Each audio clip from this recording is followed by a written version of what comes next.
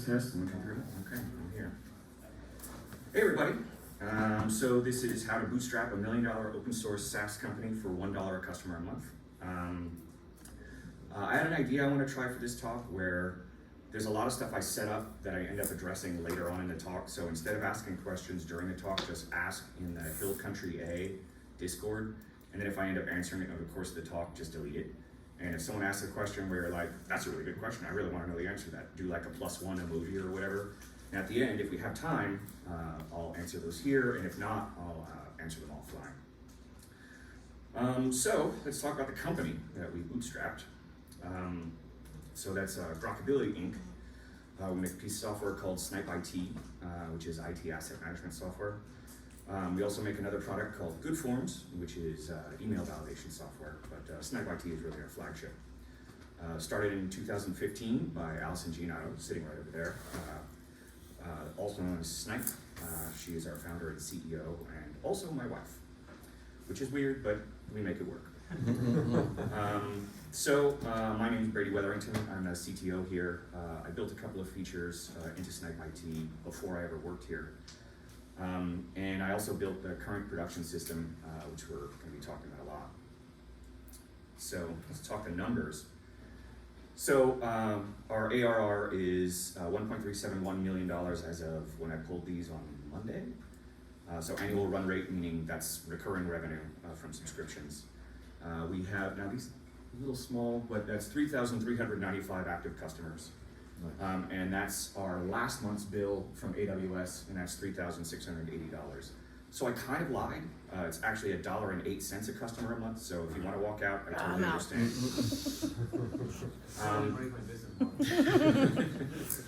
So the point of this is not to toot my own horn about how awesome I am, although I may do a little of that.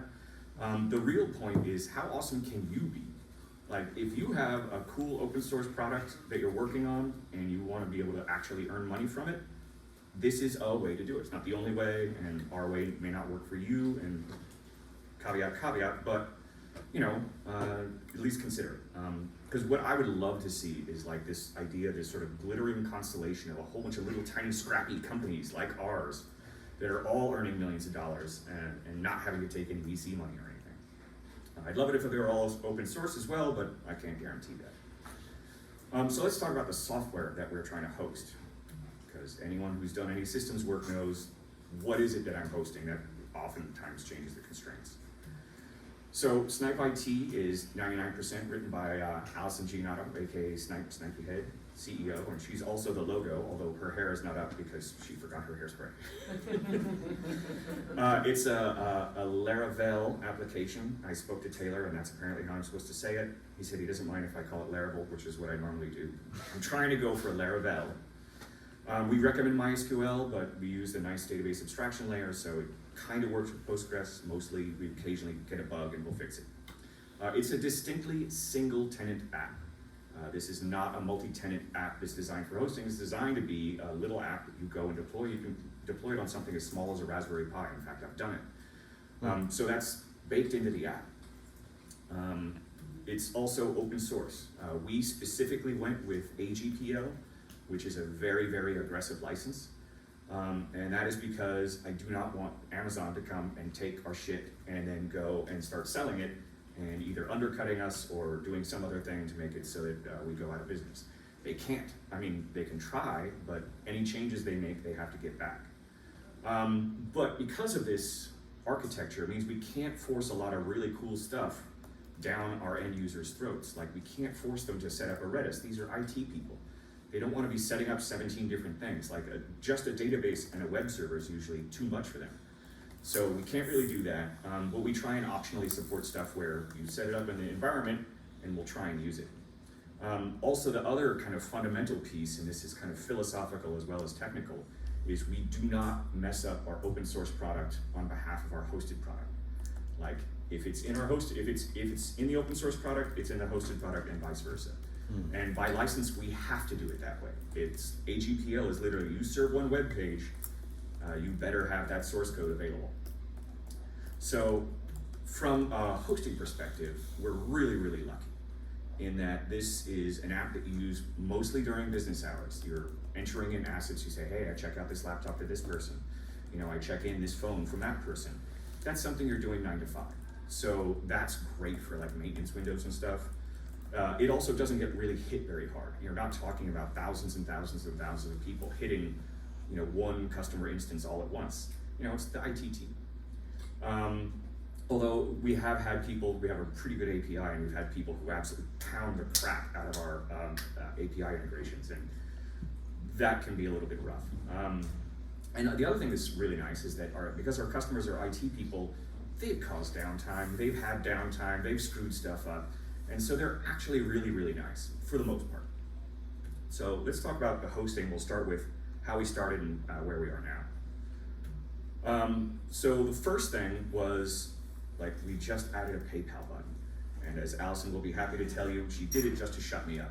Because I was like, you could probably sell this. People will pay you to like host this for them. She's like, it's free. Who's gonna pay for something that's free? I'm like, let's give it a try. She's like, fine, here's a PayPal button. And then a couple days later, she got the first like sign up. She's like, oh crap. So we originally used Deploy HQ, and we ran it on Site 5. Deploy HQ, pretty good. Nowadays, we might instead use something like Laravel Forge, but Deploy HQ works great for us. Site5 did not work so great for us, but we also use very manual provisioning. So sign up, Allison gets an email, she goes and sets up the customer. And look, that's when you're starting out, you don't know if this thing's going to work or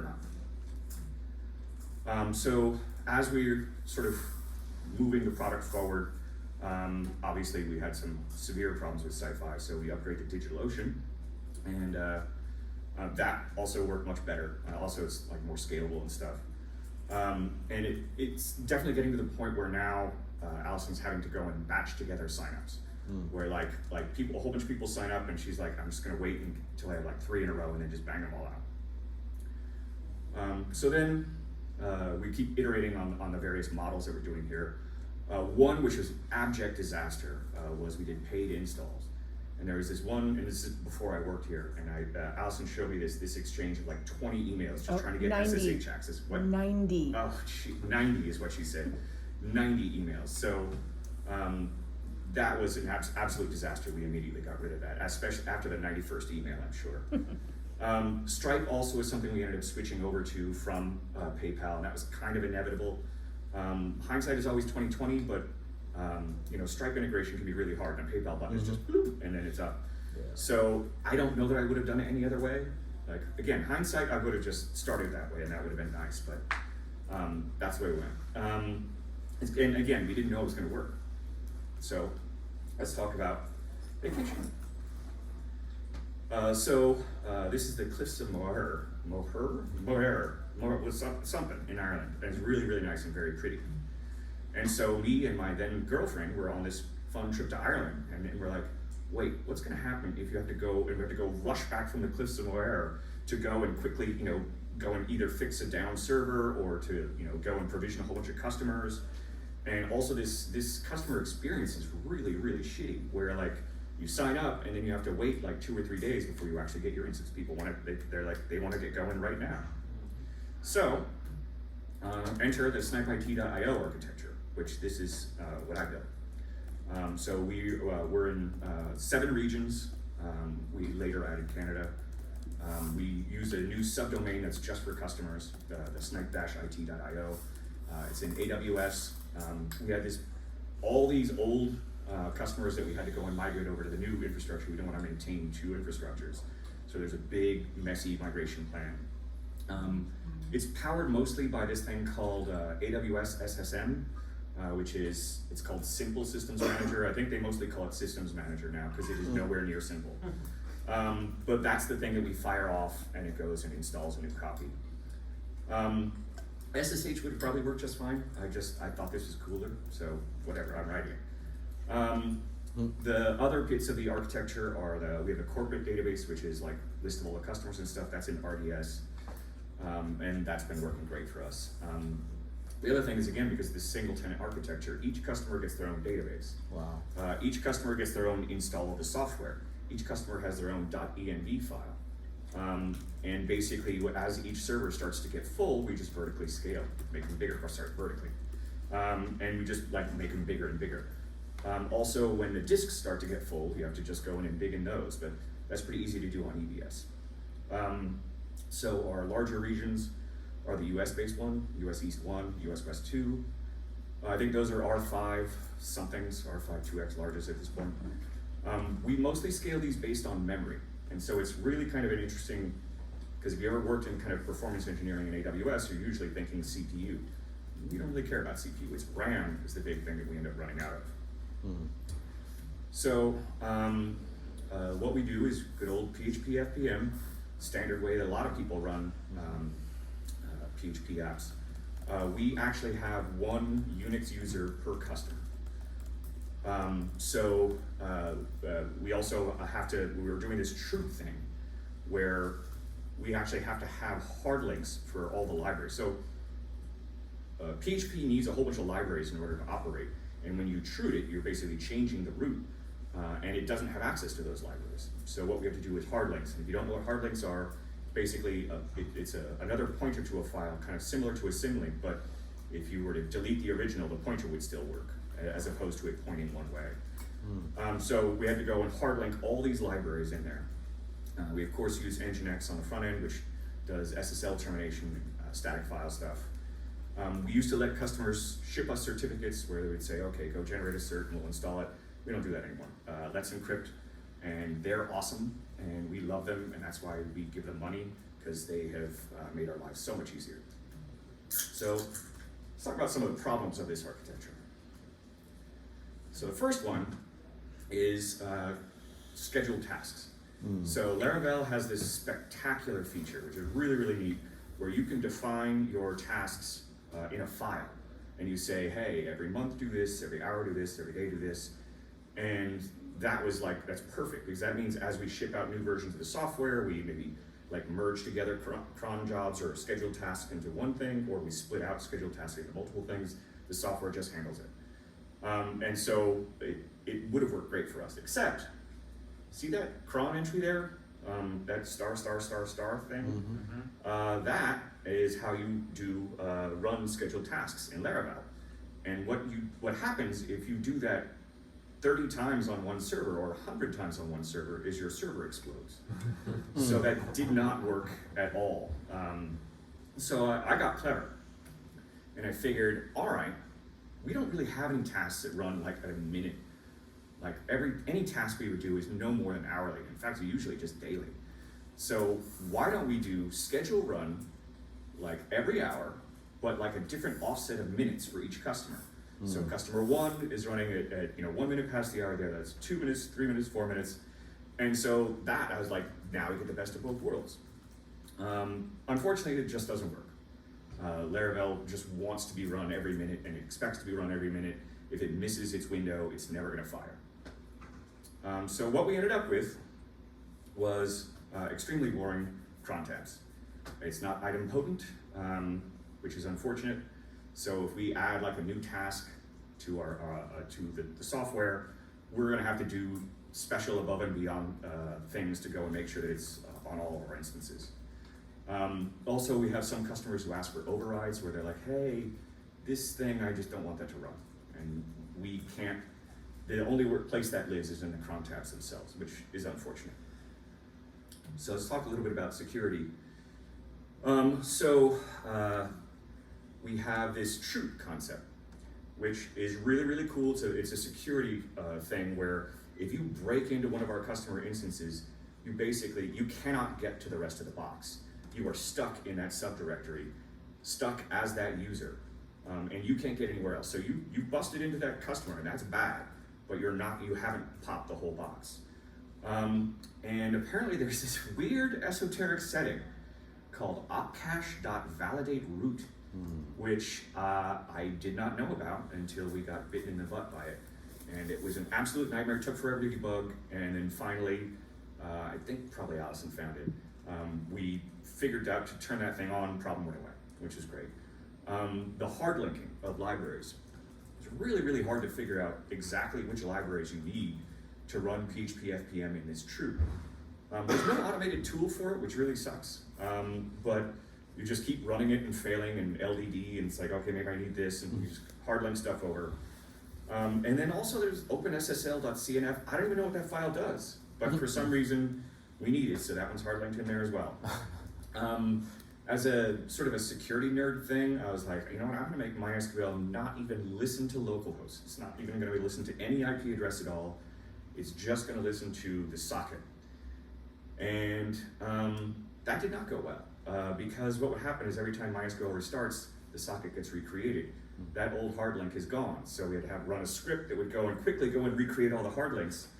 And that was just a total disaster. We ended up backing that out, and now we listen on localhost, which is, you know, sad, but actually it's a lot nicer for other reasons, so it's a compromise I'm willing to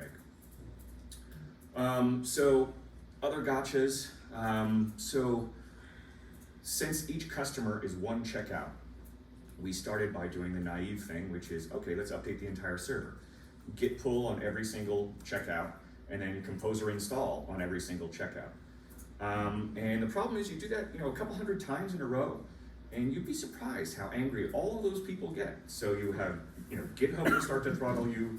The composer will absolutely start to throttle you.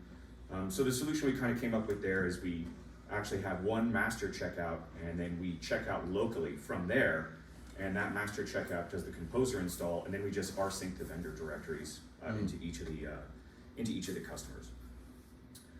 So the obvious question, and I've definitely been asked this plenty of times before, is like, why wouldn't you use like Kubernetes for this, or, you know, some sort of Docker thing? You know, because with this truth thing, we're kind of doing it anyway. We're doing something really similar. So because we're doing this sort of compartmentalization thing, and that's, you know, it's, you know, an industry standard, so it makes sense to, you know, check out. But this is why, and then I'm not saying never, because it's definitely something we could evaluate.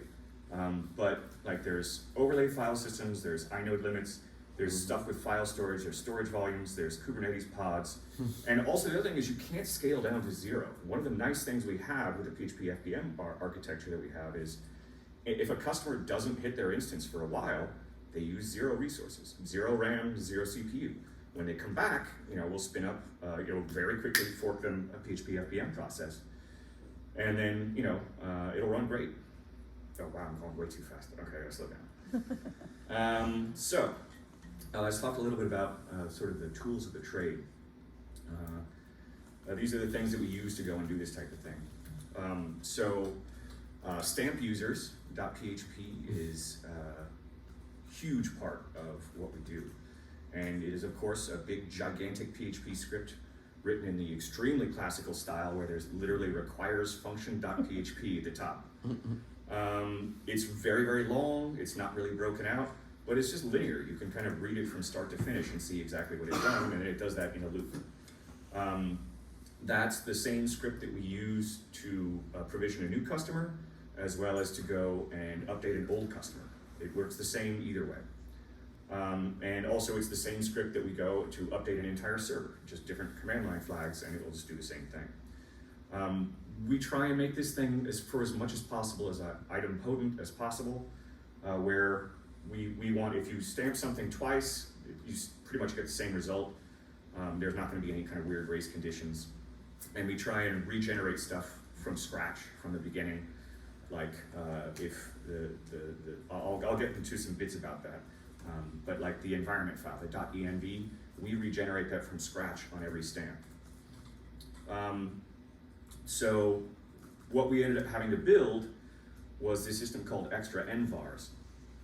And so some of our customers would say, hey, you know, I read in the snipe-it documentation, there's this one envar that will let me do this. I would really like to have that turned on. And if we're like, I can't find any excuse why I can say no, so sure, why not? And we used to do those by hand, and they would get blown out on stamps, so that sucked. So what we instead built is this extra envar system where we store, if the customer has no customization at all, it's null. But any overrides they want to put in there where they say, actually change this value to that, append this additional value, that all gets put in this simple JSON blob, key value, and then we just override the things that we would want to put in the .env with our values, and then anything new that wasn't in our original env we append. So that's been a really useful system, kind of reduced like the amount of load that I've had to deal with. So now money. So one of the tricks to get your monthly cost down like that is reserved instances, which this is, table stakes, really. So at the time we were starting to evaluate this, we're like, this thing really has legs, we're making money. That's at the point where we're like, okay, we have money in the bank, we should do this reserved instance thing. And so I kind of, made a quick spreadsheet, figured, okay, since we have money in the bank, let's just throw a ton of money at it and then see if we can, shrink our build nearly to zero. That would be really cool, like 100% upfront reservations. And I ran the numbers, and it doesn't save you that much. You can actually do the 0% upfront ones, and you lose a couple of points, but also your cash flow doesn't take a hit. So that's what we did, and the other thing is that because we're not sure, how many servers we're gonna have, like we're not sure if we're gonna start, splitting them up or whatever, we did a savings plan instead of reserved instances. It's a lot easier, you don't have to do any math, just say, I want savings plan, 0%, make it, cover my current set, boop, and then it just works. And if you change instance types, or you split instances up, you don't have to go and move your reservations around like you have to do with classical reserved instances. So other stuff we tried to do, and this is really it's just don't leave money on the table. We had some customers who are penny wise and pound foolish, where they're like, I want to run this myself because for no good reason. And so I'd rather just pay you for support. And I'm like, well, I guess I'll take your money.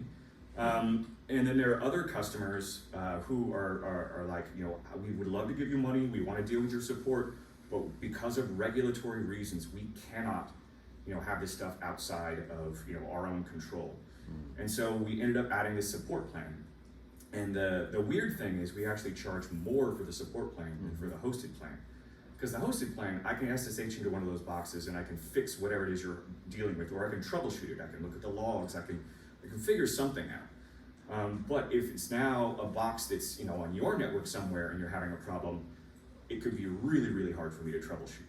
So we actually charge more for support, and I think that's a good trick. The other bit that we're doing, we just relatively recently introduced is an enterprise plan, which is one where, okay, we'll actually get on the phone with you if you want to, or we'll help you out with your API integration.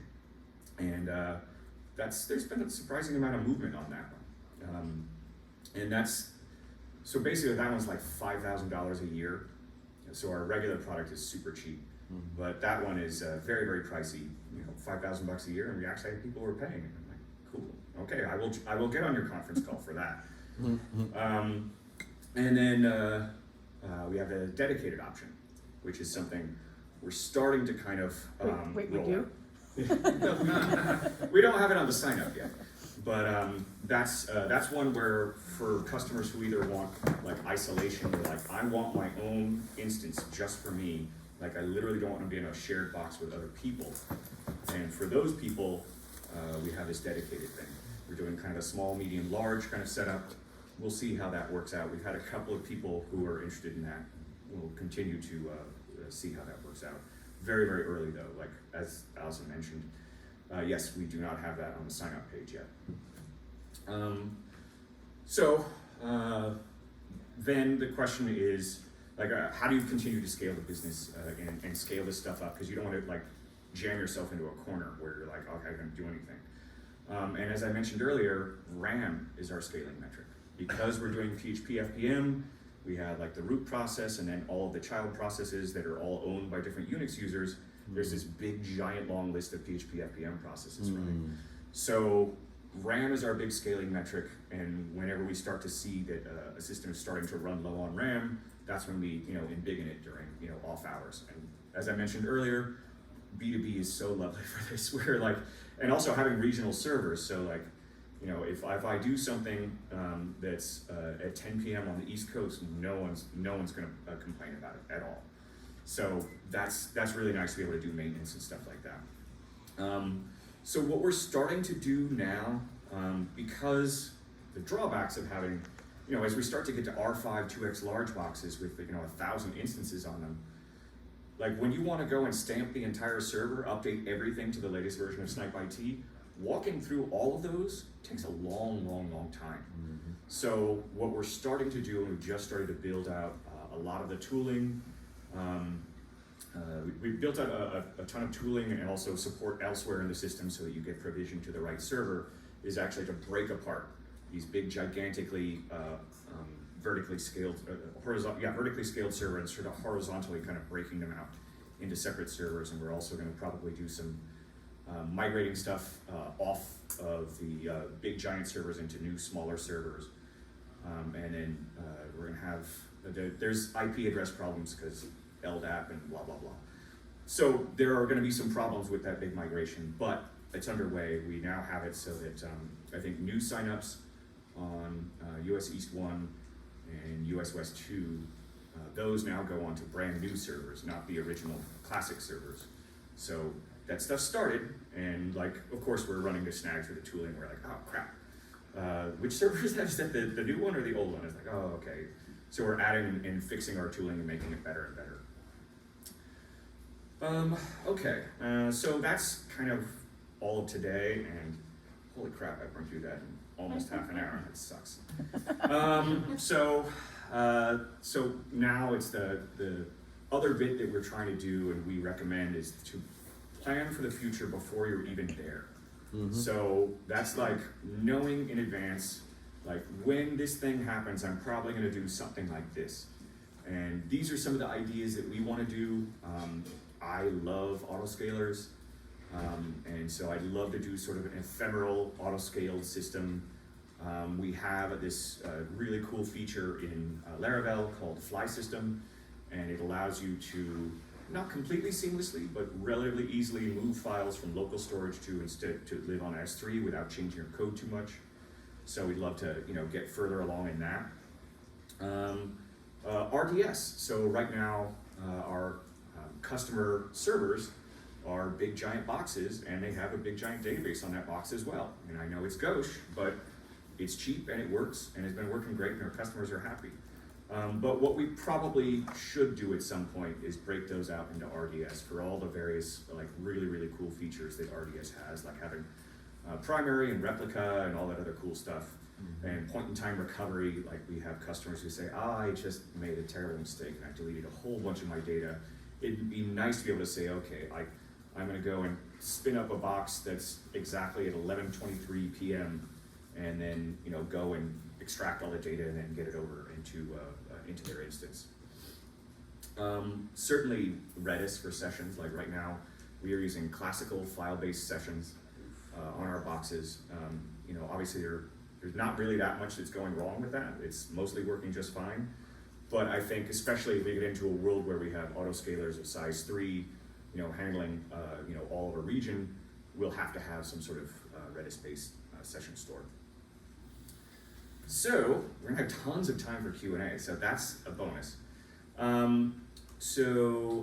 We did this, and you came to first, and this is a part that I kind of gloss over here, but I should really emphasize, and I have apparently plenty of time to emphasize it, is that we make a really, really great open source product. Alison was busy on GitHub for years and years and years and years, supporting, listening to people, telling them no when they had stupid ideas, but also telling them, yes, no, actually we can do that, or accepting the odd pull request, and all that work and all that maintenance, gets up a lot of people who are interested in the product, and that was a huge undertaking. And I don't want to downplay that at all, because that is the hard part. This other stuff I did, it's not that hard. But that part was really, really hard. Making a great product that people love to use, that starts to become popular, starts to get this community buy-in, that takes tremendous amounts of effort.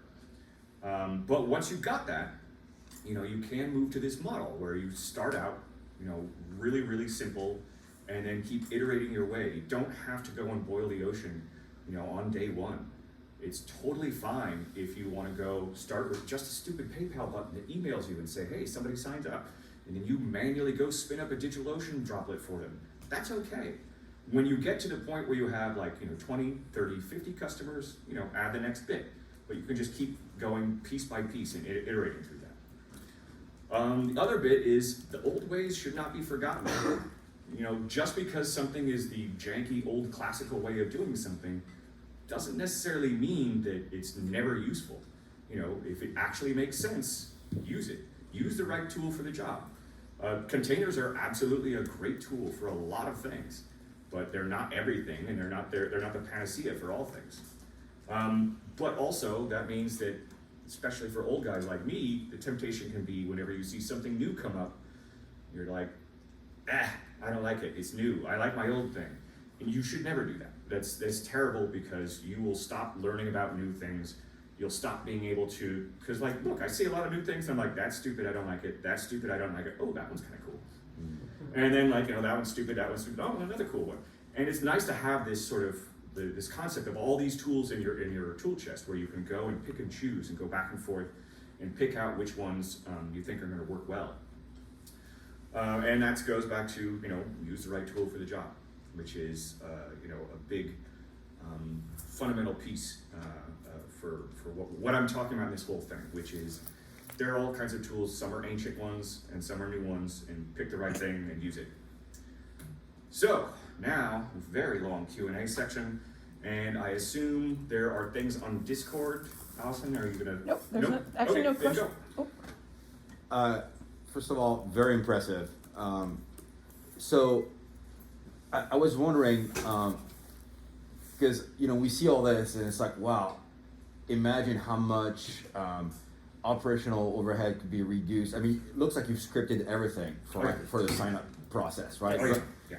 But obviously, scaling is a problem, and I totally understand, your architectural decisions, from a security standpoint, having the ch root thing happen so that every Nginx process, right, that kind of gives you a super awesome layer of security.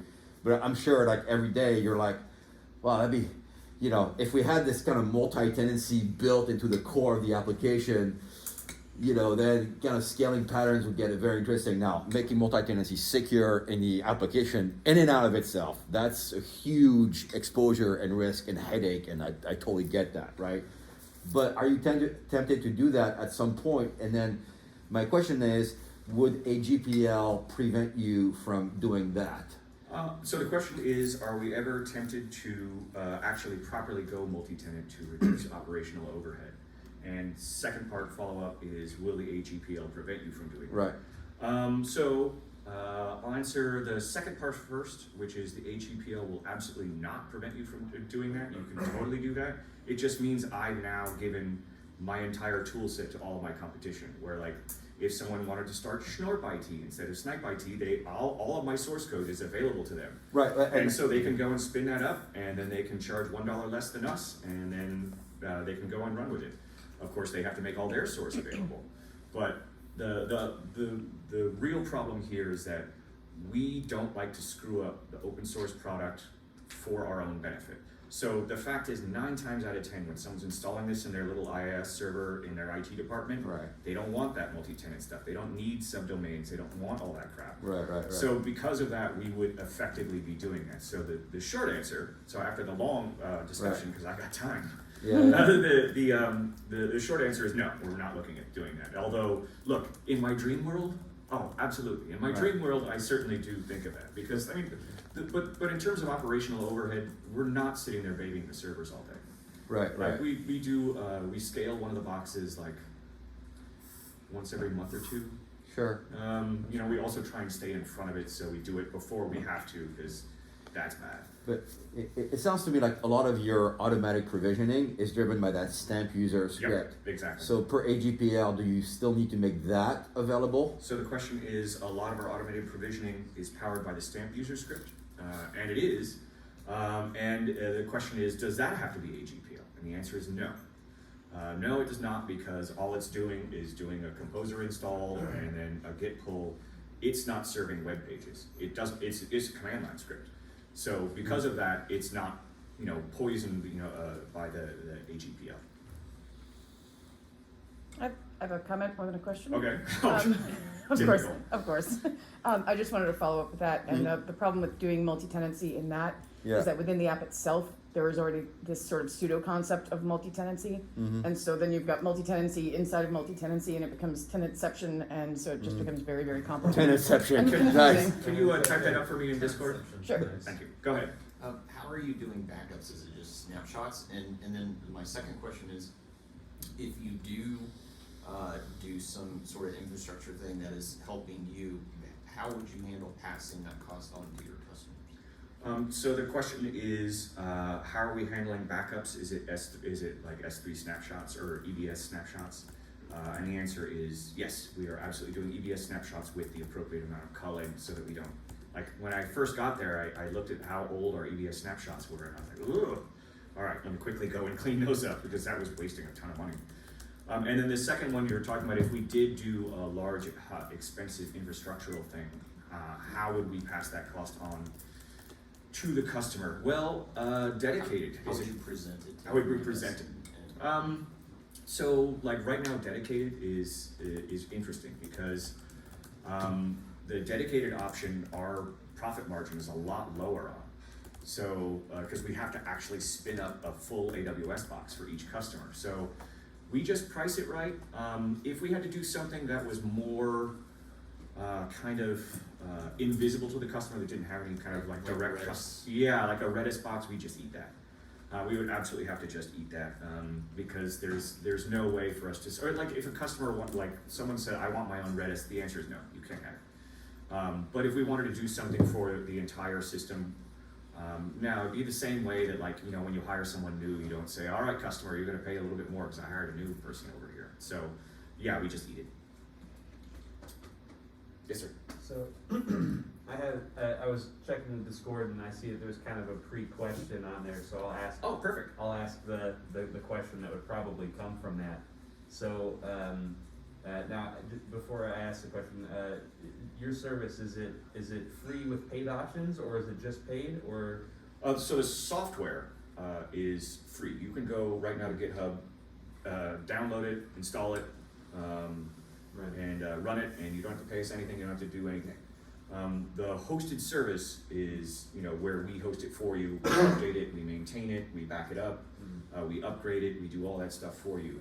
And so those are the two different options. So the question then is that do you have any advice for someone that has a free service and a paid option perhaps that's not really getting the traffic onto the paid version? Any advice that you might give someone to get more people onto the paid service? Advice for how to get more people onto the paid service when you have a free version of the service.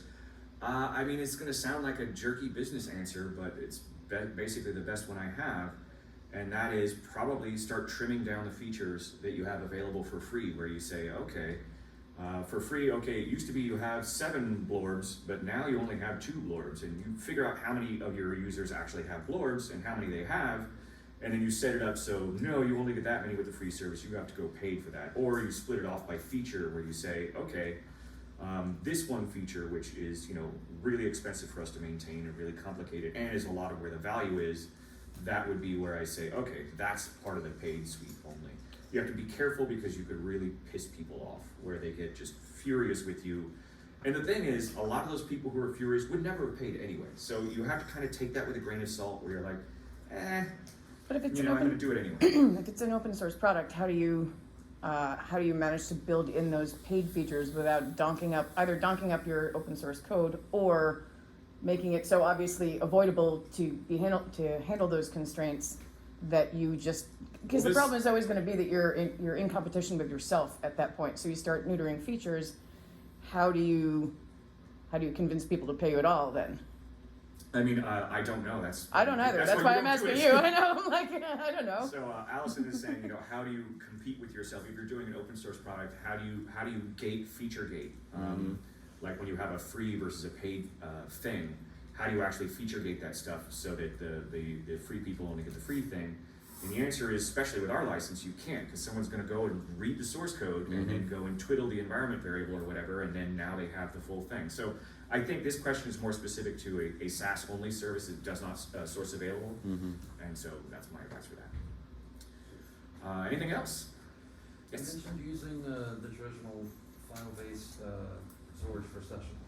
Mhm. Where's the actual storage though there? Do you have like a separate volume for that in EBS, or how do you? Sure. The question is, I mentioned that we use traditional file storage for sessions, and where is that? Is it on a separate volume? Where does it live? If memory serves, I think it lives in varlib sessions. So it's just on the main, we have one big giant main disk. Okay. Yeah, and I don't understand how the Troop is able to talk to that, but I assume it's doing some sort of trick of opening a file handle. Yeah. I don't remember it being stamped out one per Troop, which is what I would have expected. But I also could be wrong. I'm not looking at a box in front of me. I want to say it's by session. It uses a session identifier for individual files, and the file is just serialized contents of the session. Yeah. The reason that I ask in part is because I know that the shift to Redis would be probably a significant one in terms of code. One intermediary step that you might consider is using a tempfs mount, because a lot of the disadvantage of using a file-based storage is that you're hitting the file system, which is obviously slower, but with tempfs it's in memory, so you kind of get halfway there for free, basically. Yeah, I mean, that sounds good. Laravel already has kind of support for Redis for sessions anyway. It's basically just a flag that you flip on. So I don't actually think in terms of architecture it would make a That much tremendous. difference? Yeah, Okay, fair I think we just haven't really gotten around to it. Yeah, fair enough, just curious. But the question there was like, you know, there's a way of using tempfs mounted on varlib session in order to speed up session access where it's still files, but it's now actually reading out of memory, which ought to be a lot faster. And my CEO mentions that Laravel actually has really great ability to go and twiddle environment variables, which will suddenly say, okay, now my sessions are in Redis, and you just give it a username, password, a host name, maybe a prefix or something, and then now that's where your sessions live, and you don't even have to do anything. That's one of the reasons why I like Laravel so much. Any other questions? All right, anything else on the Discord? Nope. All right, beautiful. Thank you very much, everybody. Feel free to do the, thanks.